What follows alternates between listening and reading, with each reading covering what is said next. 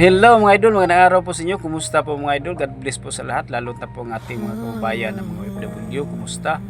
Ang ating mga kababayan na senior citizen, kumusta? At ang ating mga kababayan na mga uh, tagapanood ng Chris Pau Manatics at ang ating mga kababayan na tagapanood ng Peking Koreana at Pugong Biyahero po.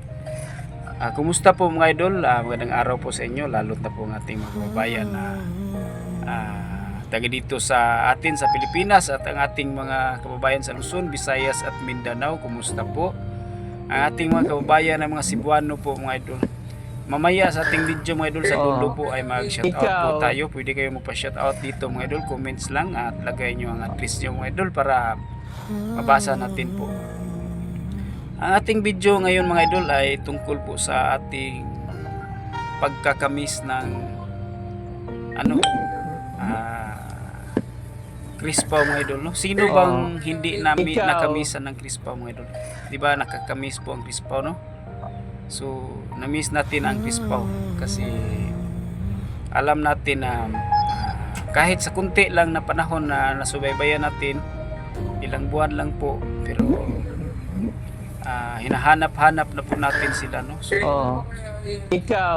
ngayon mga idol, ang ating mga fans na mga Chris Pau Natics ay parang malulungkot, masama ang loob na hanggang ngayon ay hindi pa bumabalik ang Chris Pau.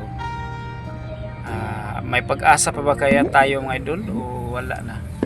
Sa tingin niyo mga idol, ano ba ang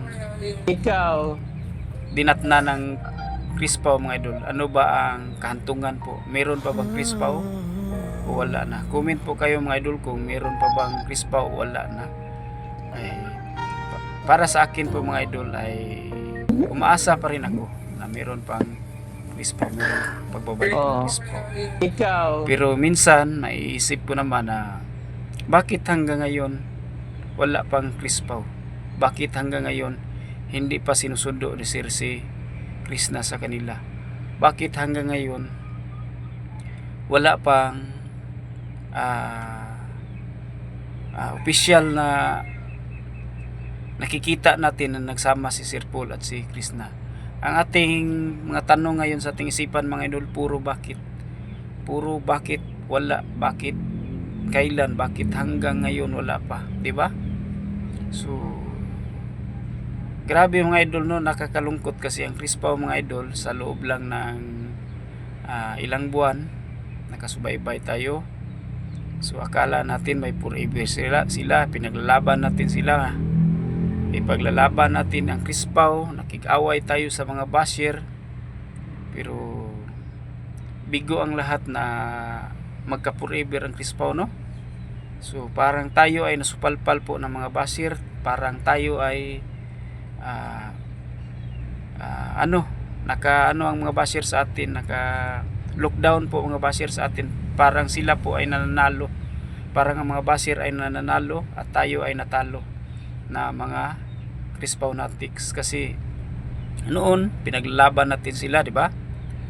Pinagtanggol natin sila sa mga basher na pinanindigan natin na may Chris Pau forever, pero ngayon wala palang Chris Pau forever.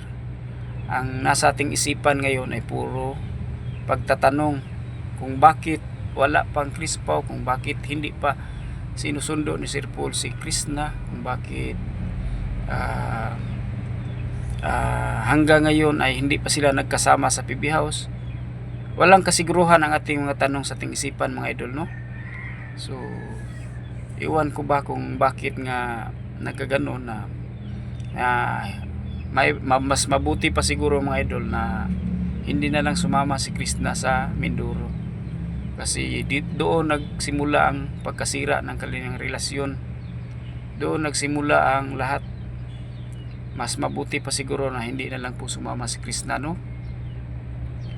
Kasi kung nalaman pa kaagad na ganun ang mangyari doon, mas mabuti pang hindi na lang siya sumama.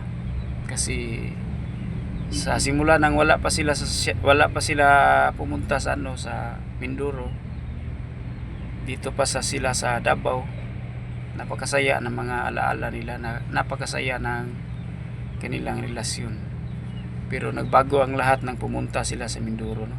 Lalo't na po ngayon mga idol, kung saan na si Krishna, yan ang aking tanong po. Yan po ang ating mga tanong sa ating isipan, na hanggang ngayon si Krishna ay wala pong update sa kanyang YouTube channel, sa kanyang Facebook. Wala po siya, wala lahat, pati kapatid niya. Puro na lang tayo worried, nagka-worried na po ang iba, lalot na po ang mga fans ng ni Krishna mga idol. Maraming tanong sa isipan kung saan na si Krishna, anong nangyari sa kanya, bakit wala siyang update kahit live man lang, kahit naliit na post sa Facebook or sa YouTube, para hindi ma-worried ang kanyang mga fans ng Peking Koreana.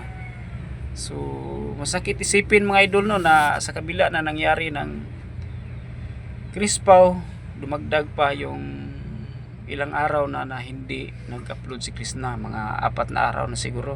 Wala man lang paramdam, wala man lang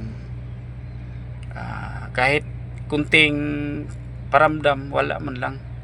Kahit ang kanyang kapatid mga idol, si Inday Ugdot, wala din. Iwan ko ba kung bakit, anong nangyari sa kanila.